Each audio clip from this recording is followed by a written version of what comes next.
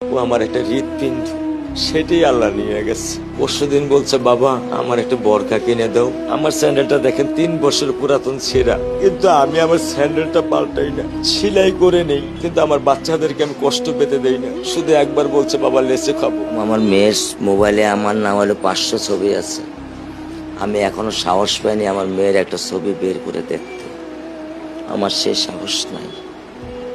আমি সেই সাহস হারাই ফেলছি, কারণ ও আমার ছিল হৃৎপিণ্ড। ওর জীবনে এমন কোনো চাওয়া নাই যেটা আমি পূরণ করি নাই। পরশুদিন বলছে, বাবা আমার একটা বরখা কিনে দাও। আমার চাস্তো ভাই বললো, ভাই ইসলামপুর থেকে 300-400 টাকা পাওয়া যায়। আমি সাথে সাথে মিনি মার্কেট থেকে আমি 1000 টাকা দিয়ে আমার মেয়েকে বরখা এনে দিচ্ছি। আমি দরিদ্র, ভাঙা বাসায় থাকি, কিন্তু আমার সন্তানদেরকে আমি কখনোই দারিদ্রতার স্বাদ পেতে দেইনি। দারিদ্রতার স্বাদ পেতে দেইনি।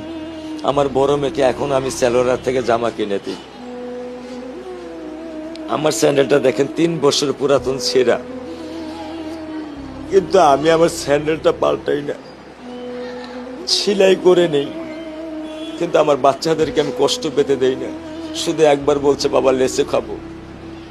আমি 1 মিনিটও দেরি করিনি, 1 মিনিটও আমি দেরি করিনি। ও আমার একটা হৃৎপিণ্ড, সেটাই আল্লাহ নিয়ে গেছে। আলহামদুলিল্লাহ, শুকরিয়া, আল্লাহ দিছে, আল্লাহ নিয়ে গেছে। আমার কোনো কষ্ট নেই। আমি তো চাইলে পারতাম না। অনেক দম্পতি আছে যাদের সন্তান নেই, আল্লাহ দিছে, আল্লাহ নিয়ে গেছে। আমি আলহামদুলিল্লাহ করি আল্লাহ গেছে। আমার কোনো কষ্ট নেই, আমার কোনো কষ্ট নেই। ঠিক আছে, গরমের মধ্যে তো একটু আমার খুব কষ্ট। ঠিক আছে।